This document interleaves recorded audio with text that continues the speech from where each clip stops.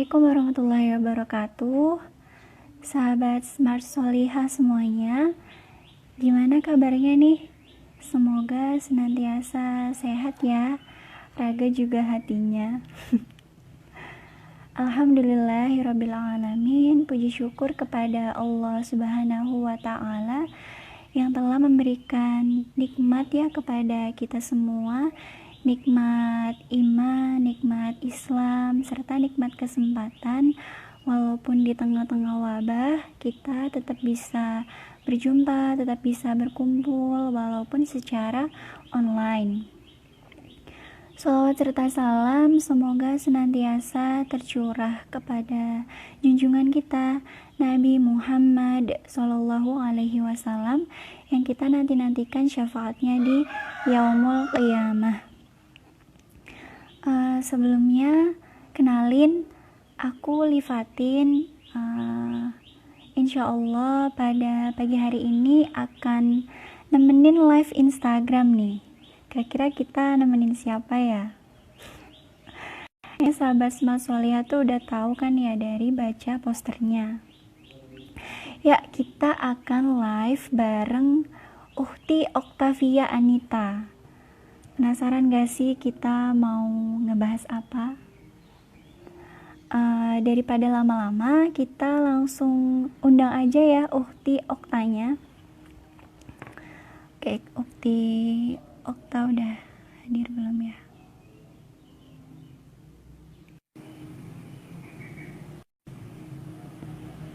Assalamualaikum, Ukhti Okta. Waalaikumsalam. Dengar suara tuh nggak, Mbak? Masya Allah, dengar. Kalau aku dengar nggak ya suaranya? Alhamdulillah dengar sih. Oke. Gimana nih, kabarnya sehat ya? Alhamdulillah baik. Mbak Iva gimana, Mbak? Alhamdulillah sehat. Kayaknya kita langsung aja ya, ya. Biar teman-teman tuh nggak penasaran gitu kita mau ngebahas apa. Nah, kayaknya tema obrolan kita kali ini tuh agak-agak berat gitu ya, ya. Soalnya kita bakal ngebahas soal politik nih. Yang kita tahu para kaum hawa, para kaum wanita tuh gak begitu tertarik atau gak begitu suka gitu kan ya dengan pembicaraan politik. Kayak contohnya aja ya, kalau kita ngadain diskusi, itu pesertanya awati filah, para muslimah gitu kan ya, sedikit banget gitu yang ikut. Kayaknya mereka tuh lebih tertarik ngebahas tentang jodoh, ngebahas tentang pernikahan gitu kan ya, daripada ngebahas tentang politik. Nah, sebenarnya makna politik sendiri itu kayak gimana sih, Ya, bismillahirrahmanirrahim. Pertama-tama, saya mau sapa teman-teman di rumah dulu ya. Assalamualaikum warahmatullahi wabarakatuh, sahabat filah. Waalaikumsalam Gimana nih warahmatullahi kabarnya? wabarakatuh. Insya Allah semuanya sehat-sehat selalu ya. Nah, alhamdulillah di sini kita kembali dipertemukan oleh Allah, kita kembali diberi kesempatan oleh Allah untuk berdiskusi gitu, mendiskusikan tentang apa-apa saja yang ada di dalam Islam gitu. Kemudian sholawat serta salam tak lupa kita aturkan kepada junjungan kita Nabi Muhammad SAW. Semoga nantinya di yaumil akhir kita termasuk ke dalam umatnya yang mendapatkan syafaatnya. Amin. Nah, selanjutnya tadi membahas tentang makna politik ya, Mbak Iva. Makna politik itu sendiri merupakan perkara yang penting untuk kita ketahui gitu. Nah, supaya apa? Kita mengetahui makna politik itu agar nantinya tidak terjadi kesalahpahaman ketika kita mengimplementasikan politik itu sendiri. Nah, menjadi jelas nantinya atau terang nantinya mana yang termasuk aktivitas politik dan mana yang tidak termasuk pada wilayah politik. Nah, di sini saya mengambil dua sudut pandang makna politik. Yang pertama adalah sudut pandang dari Machiavelli. Dan sudut pandang ini sangat digandrungi oleh para politisi yang berada di negara-negara demokrasi. Yaitu apa? Politik itu merupakan seni untuk menggapai atau meraih kekuasaan. Nah, ketika kita memakai makna ini sebagai landasan kita dalam berpolitik, maka dapat dipastikan bahwasanya kita akan menghalalkan segala cara, gitu. Menghalalkan segala cara untuk mencapai tujuan kita, yaitu kekuasaan, tanpa peduli, ya tadi tanpa peduli adanya koridor halal maupun haram. Nah, yang kedua adalah makna politik dalam Islam. Nah, perlu kita ketahui bahwasanya di dalam Islam, Islam itu merupakan agama yang sempurna, paripurna. Tidak ada satupun aspek di dalam kehidupan kita itu yang tidak diatur oleh Islam, termasuk politik. Nah, karena kita merupakan muslim ya, kita itu muslim yang terikat syahadat kepada Allah Subhanahu wa taala, maka di sini kita perlu sepakat dulu gitu. Bahwasanya kita akan menggunakan landasan Islam dalam pembahasan politik kita kali ini. Nah, makna politik di dalam Islam adalah asyasah. Asyasa itu apa? Asyasa adalah pengaturan urusan umat atau riayah su'un al-ummah. Nah, menurut Samih Atif dalam bukunya itu mendetailkan bahwasanya politik atau siasah itu mencakup kepada pengurusan umat, kemudian perbaikan, kemudian ada membimbing menunjukkan umat kepada jalan yang lurus dan jalan yang baik gitu. Kemudian berdasarkan cakupan yang sudah saya sebutkan tadi, nah Syekh Abdul Qadim Zalum itu mengklasifikasikan politik berdasarkan wilayah itu menjadi dua. Yang pertama adalah wilayah dalam negeri, kemudian yang kedua wilayah luar negeri. Nah, untuk pelaksananya juga ada dua. Yang pertama ada negara atau pemerintah, yang kedua ada rakyat atau umat. Nah, kita perlu tahu di mana nih peran negara dan umat itu sendiri dalam politik. Nah, peran negara sendiri, negara itu merupakan institusi yang mengatur urusan umat secara praktis. Sedangkan umat itu merupakan bagian yang mengoreksi atau memuhasabahi pemerintah dalam menjalankan tugas-tugasnya. Nah, itu peran daripada pemerintah dan juga rakyat di dalam politik. Nah, ini perlu digarisbawahi ya gitu. Kita perlu tahu bahwasanya tanggung jawab negara gitu. Yang menjadi tanggung jawab negara untuk memastikan semua urusan rakyatnya terselenggara dengan baik dan benar gitu. Dengan baik dan benar, dan memastikan bahwasanya semua rakyat itu mendapatkan hak-haknya secara sempurna. Nah, ini juga diatur di dalam Islam. Gitu. Nah, kalau di dalam demokrasi itu sendiri kan berpolitik itu pandangan berpolitik itu hanya sampai kepada seseorang itu mendapatkan jabatan di dalam pemerintahan atau di wilayah legislasi. Sedangkan kalau di dalam Islam itu tidak sebatas di wilayah jabatan pemerintahan saja itu. Jadi menurut dalil-dalil syar'i, Islam itu sudah mengatur semuanya, gitu. Sudah mengatur segalanya gitu.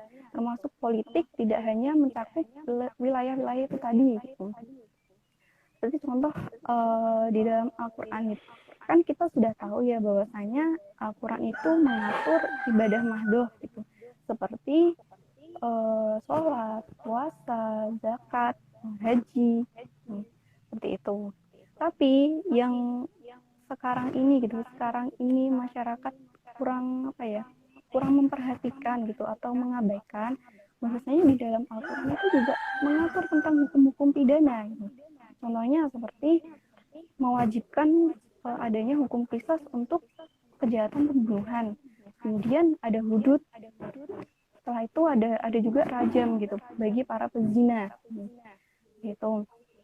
Nah, selain mengatur persoalan apa ibadah madu ataupun hukum pidana itu tadi, Islam juga mengatur tentang permasalahan perekonomian seperti menetapkan keharaman riba, kemudian menghalalkan perdagangan, dan mewajibkan negara itu memastikan pendistribusian harta di tengah-tengah masyarakat secara adil dan merata.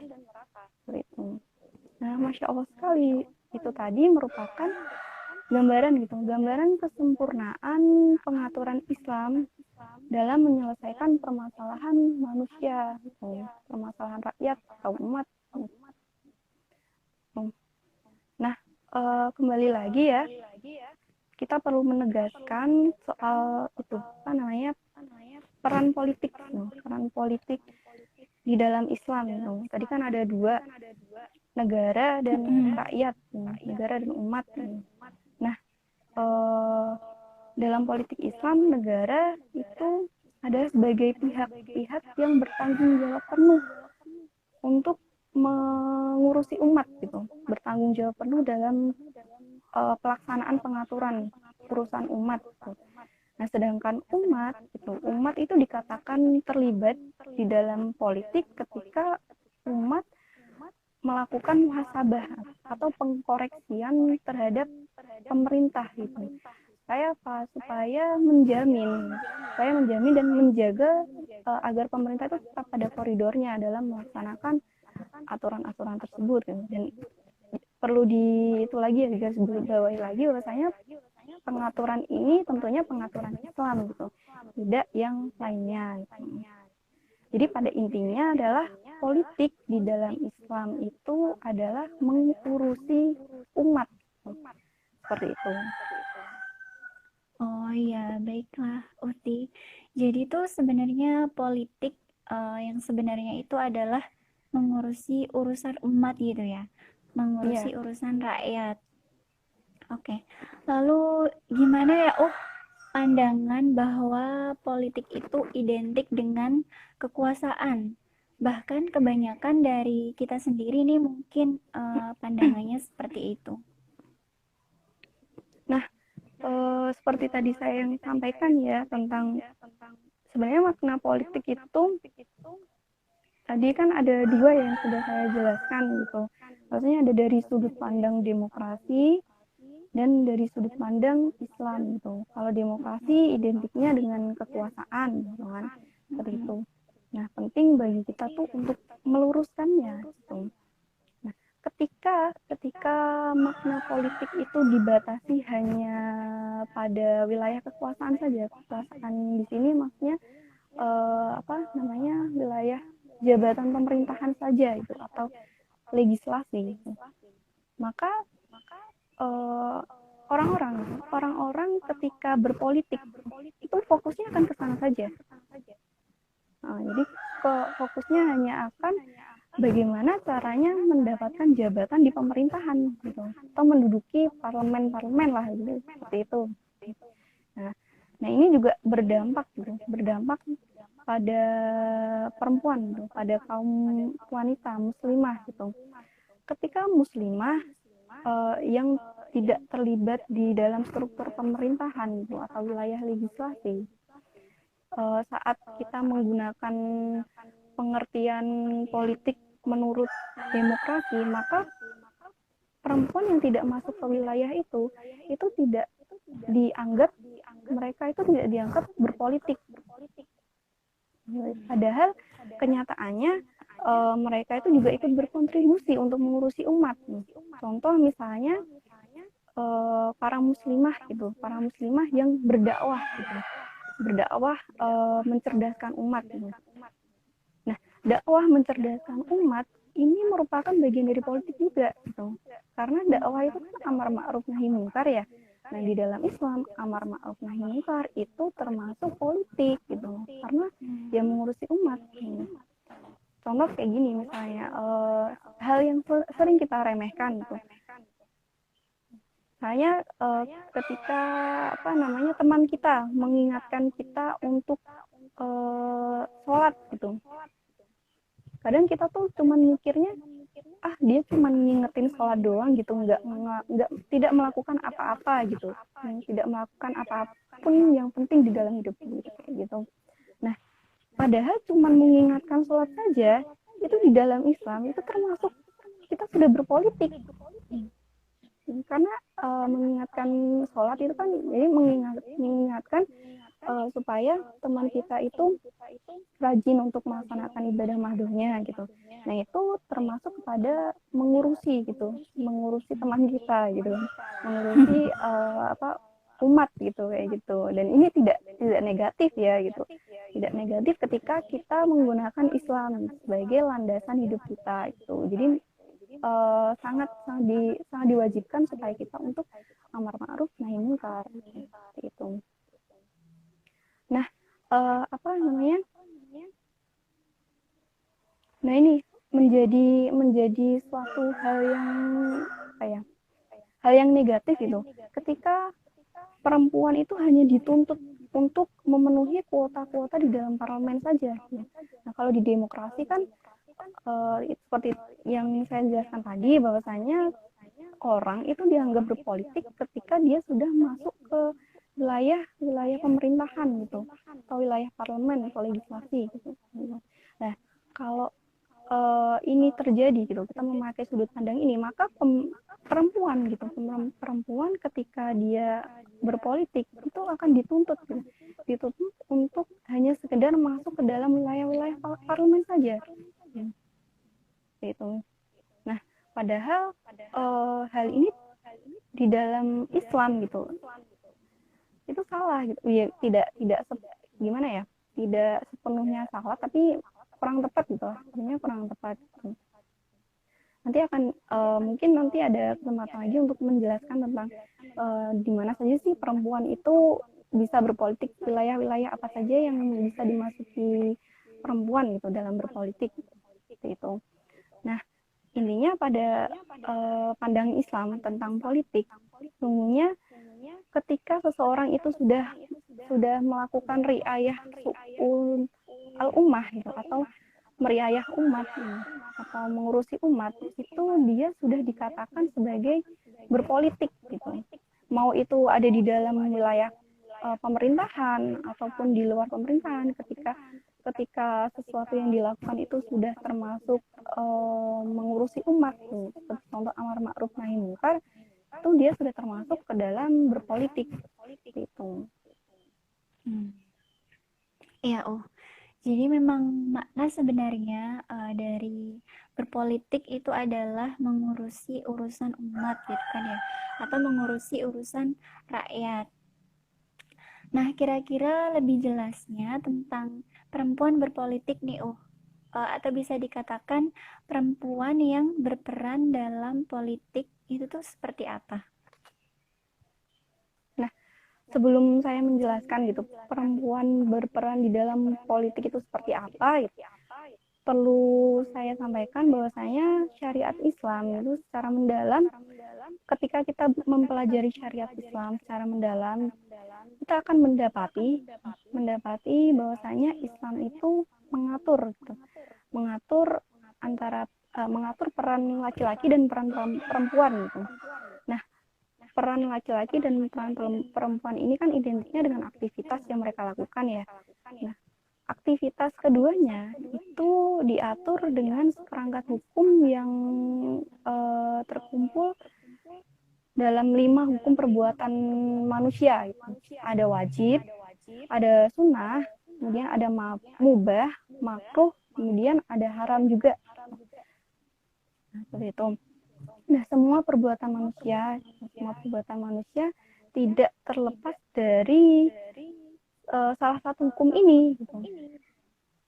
Jadi ini perlu kita jadikan landasan bahwasanya nanti ketika kita melakukan segala aktivitas kita, baik itu berpolitik gitu, kemudian menempuh pendidikan atau dan lain sebagainya gitu, kita perlu memperhatikan hukum-hukum ini gitu.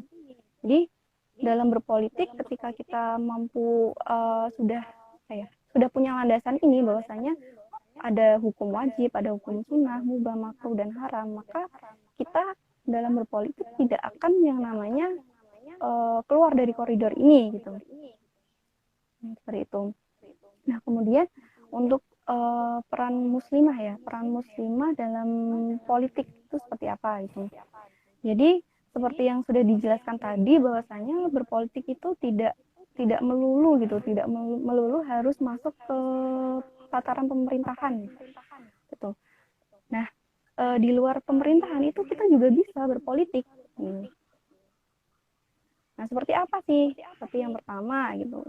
Yang pertama itu bisa jadi amar ma'ruf nahi mungkar kepada individu gitu. Pada individu gitu. Misalnya kita mendakwahi saudara-saudara sang muslim kita, terus kemudian kita mendakwahkan Islam kepada seluruh umat manusia supaya seluruh umat manusia kenal dengan Islam gitu. Nah, ini termasuk wilayah politik yang bisa perempuan lakukan. Seperti itu. Kemudian ikut sertanya perempuan di dalam partai politik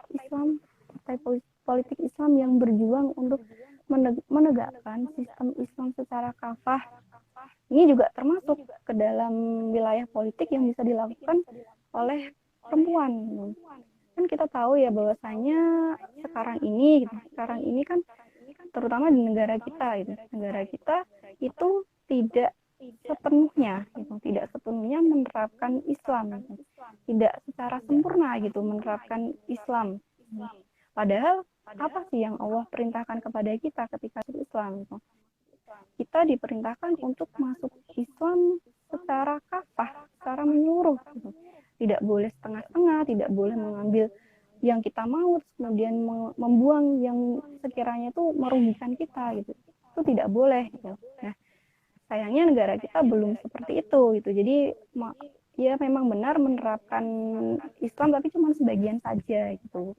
Lebih kepada wilayah ibadah mahdonya dan itu pun diserahkan kepada individu. Gitu. Jadi negara tidak mengambil peran di situ. Nah, kemudian yang ketiga adalah amar ma'ruf nahi mungkar kepada penguasa atau sering kita sebut sebagai muhasabah lil hukam. Nah, muhasabah lil hukam ini adalah menjalankan pengawasan dan koreksi kepada penguasa untuk memastikan bahwasanya para penguasa itu jelas menerapkan hanya Islam saja sebagai landasan negara dan Islamnya secara kafah ya. Nah, terus kemudian jika penguasa itu misalnya ketika penguasa itu menerapkan aturan yang tidak sesuai dengan Islam gitu atau melanggar Islam, kemudian tidak memenuhi hak-haknya rakyat gitu. Nah, ini wajib bagi kita gitu. Itu tidak hanya perempuan saja ya, seluruh rakyat gitu untuk memainkan peran politiknya di sini gitu, yaitu mengkoreksi pemerintah supaya pemerintah itu tidak larut dalam kelalaiannya seperti itu. Nah, seperti banyak ya yang bilang bahwasanya peran muslimah gitu dalam mengkoreksi pemerintah itu hanya sekedar teori saja gitu.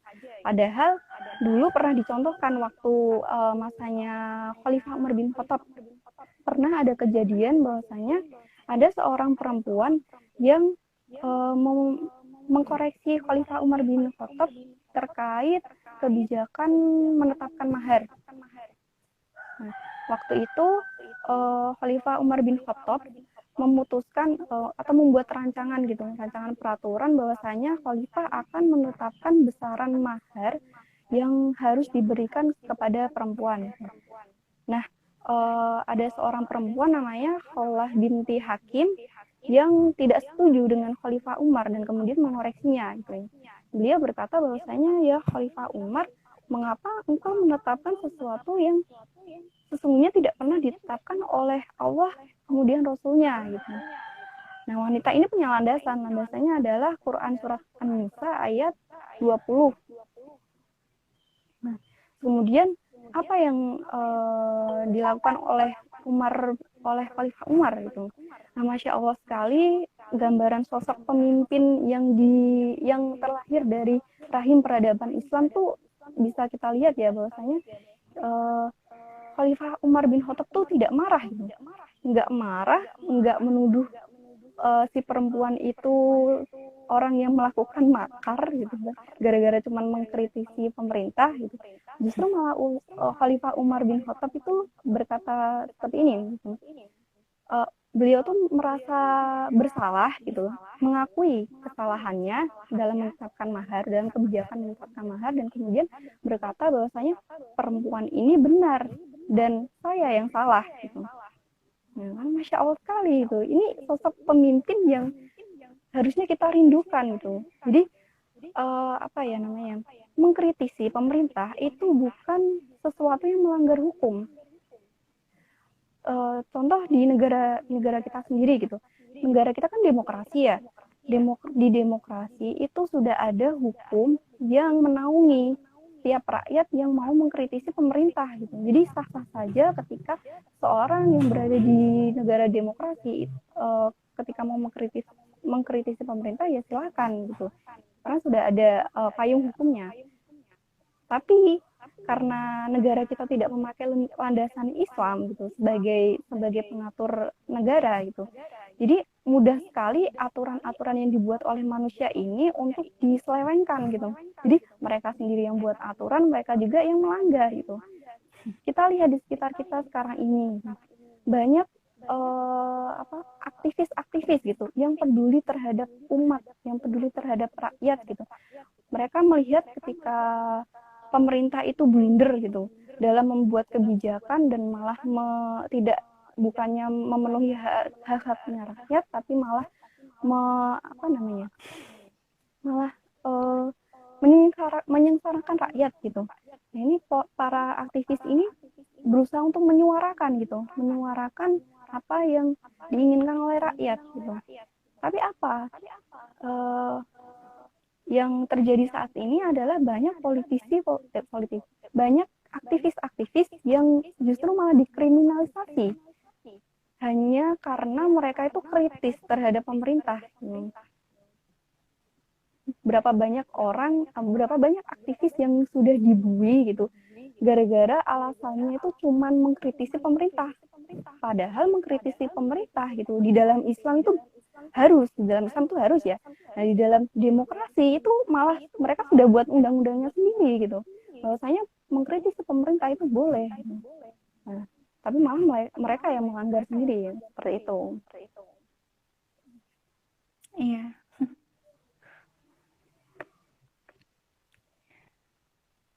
Jadi ngomongin tentang kekuasaan gitu ya, terus kepemimpinan. Sebenarnya bagaimana sih Islam memandang dan mendudukkan gitu kan ya kepemimpinan perempuan? Ya, Islam dalam memandang kepemimpinan gitu, kepemimpinan perempuan itu tidak semerta-merta melarang perempuan untuk menjadi pemimpin. Kan ketika kita biasanya tuh stigma di masyarakat gitu, yang beredar di masyarakat bahwasanya Islam itu melarang pemimpin perempuan secara mutlak gitu. Jadi perempuan nggak boleh jadi pemimpin di segala aspek kehidupan gitu. Padahal tidak, kalau di dalam Islam itu boleh saja perempuan itu menjadi pemimpin, akan tetapi ada wilayahnya sendiri gitu. Nah, wilayah ini diatur supaya apa? Supaya perempuan itu tetap terjaga izah dan ifahnya gitu. kan kita tahu ya perempuan itu sosok yang dimuliakan di dalam Islam gitu, sangat-sangat dimuliakan gitu. Makanya kenapa kok Allah itu selalu menurunkan aturan yang khusus untuk perempuan, supaya apa? Supaya perempuan itu tetap terjaga gitu. Nah, menurut Syekh Taqiyuddin An-Nabhani dalam kitabnya yang berjudul Ajiyah Daulah Al-Khilafah, nah, perempuan itu dibolehkan untuk menduduki berbagai jabatan selama jabatan tersebut itu tidak termasuk ke dalam wilayah pemerintahan khalifah, seperti kepala negara khalifah gitu, itu perempuan nggak boleh. Kemudian muawin, pembantu khalifah, kemudian wali atau gubernur, itu. Nah, pelarangan jabatan pemerintahan gitu, pelarangan jabatan dalam wilayah pemerintahan oleh perempuan ini tidak cuma pendapatnya Syekh Taqiyuddin saja, tapi juga kebanyakan ulama itu sepakat gitu dengan pendapatnya Syekh Taqiyuddin. Salah satunya adalah Imam Mawardi. Dalam kitabnya beliau itu menyampaikan bahwasanya Abu Hanifah berpendapat semua jabatan pemerintahan tidak boleh diduduki oleh perempuan. Dasarnya apa? Dasarnya adalah hadis riwayat Al-Bukhari yang berkata bahwasanya tidak akan pernah beruntung suatu kaum atau suatu negara yang urusannya itu diserahkan kepada wanita. Nah, penyerahan urusan ini maksudnya adalah wilayah pemerintahan itu tadi, seperti kepala negara, gubernur, terus kemudian pembantu khalifah, itu nggak boleh perempuan masuk ke sana, seperti itu. Terus kemudian di mana sih perempuan itu boleh menduduki posisi pemimpin gitu. Nah, posisi pemimpin ini boleh diduduki perempuan ketika tidak masuk ke wilayah-wilayah tadi, wilayah pemerintahan itu tadi, seperti contohnya kepala Baitul Mal, gitu. Terus kemudian anggota majelis wilayah, kemudian anggota majelis umat, kemudian ada qadhi khusumat atau hakim yang menyelesaikan perselisihan antar rakyat atau antar umat. Terus, ada qadhi hizbah atau hakim yang langsung menyelesaikan pengurangan atas rakyat gitu. Nah, wilayah-wilayah ini adalah wilayah-wilayah yang tidak termasuk ke dalam pemerintahan secara apa ya namanya? Secara langsung gitu. Kalau khalifah itu kan secara langsung ya. Nah, perempuan itu boleh memasuki wilayah-wilayah itu tadi, seperti kepala Baitul Mal, anggota majelis umat, anggota majelis wilayah, itu perempuan boleh. Kemudian jabatan itu sendiri,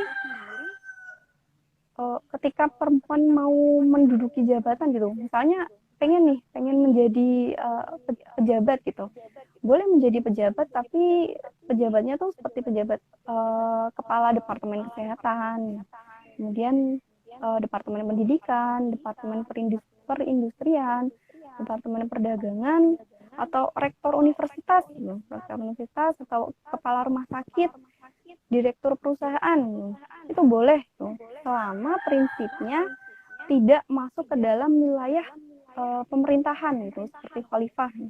Itu perempuan boleh masuk ke wilayah itu, seperti itu. Masya Allah ya. Oh, ternyata peran politik perempuan itu gak hanya dengan duduk di kursi pemerintahan atau di kursi kekuasaan. Namun saat perempuan tersebut mau mengurusi umat gitu kan ya, mau mengurusi rakyat seperti berdakwah atau pada posisi-posisi yang gak langsung mengurusi rakyat secara langsung gitu ya, itu juga termasuk peran politik perempuan. Nah, kalau kayak gitu, kita sebagai muslimah, bahkan anak muda gitu kan ya, bisa banget untuk berkontribusi nih dalam peran politik, yaitu dengan berdakwah, dengan aktif mengoreksi penguasa ya, tadi. Ya. Jika memang kebijakannya itu tidak sesuai dengan aturan Islam. Nah, kalau udah ngebahas kayak gini, jadi mantep nih dan yakin sama tema kali ini. Tema kali ini kan muslimah berpolitik, kenapa tidak? Gitu ya, ya. Iya benar.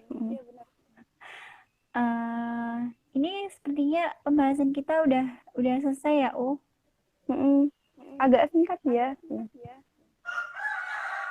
Iya, nanti sahabat-sahabat Smart Solihah semuanya yang pengen ikut gitu kan ya dalam berperan politik atau belajar gitu untuk mengurusi urusan umat, kita level up gitu ya teman-teman.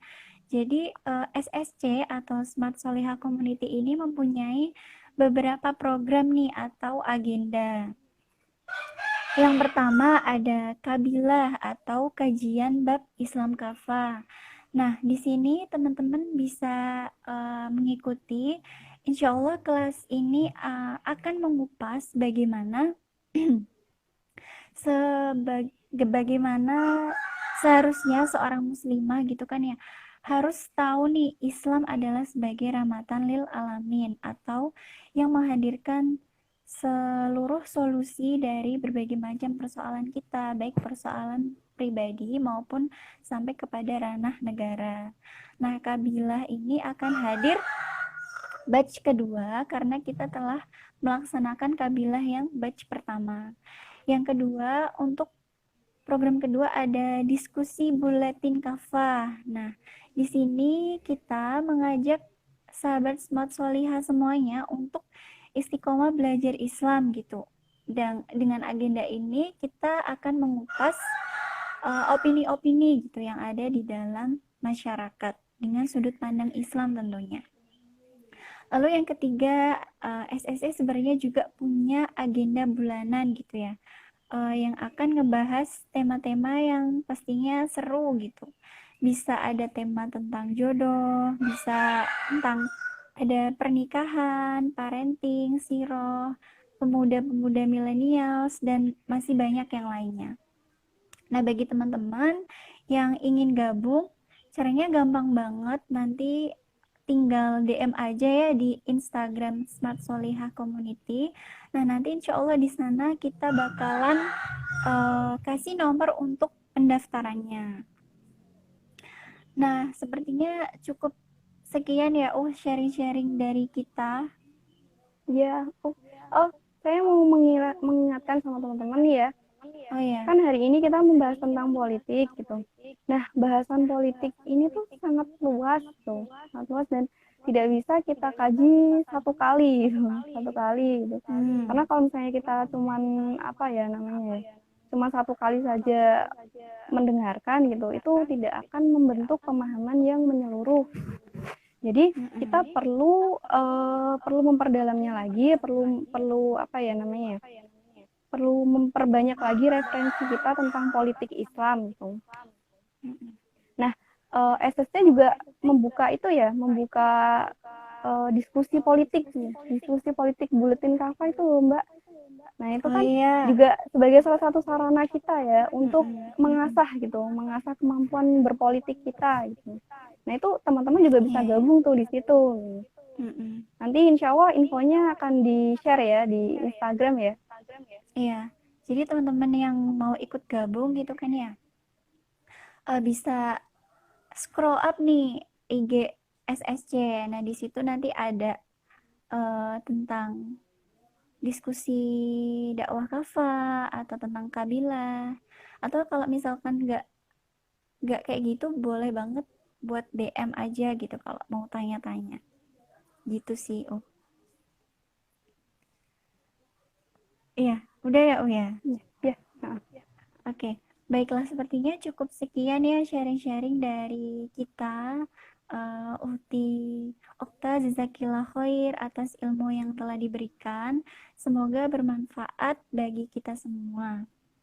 Nah, saya sebagai host memohon maaf apabila terdapat banyak kesalahan dan kekurangan di dalam ucapan atau di dalam tindakan, dan berterima kasih kepada sahabat Smart Solihah semuanya, teman-teman semuanya ya yang sudah mau gitu kan ya untuk menyempatkan nonton live IG kita nih. Semoga menjadi amal solih bagi kita semua, amin. Saya tutup live ini dengan bacaan istighfar 3 kali dan doa kafaratul majelis. Astaghfirullahalazim, astaghfirullahalazim, astaghfirullahalazim. Subhanakallahumma wa bihamdika asyhadu an la ilaha illa anta astaghfiruka wa atubu ilaih. Afwan minkum, barakallahu fikum. Wassalamualaikum warahmatullahi wabarakatuh. Waalaikumsalam warahmatullahi wabarakatuh.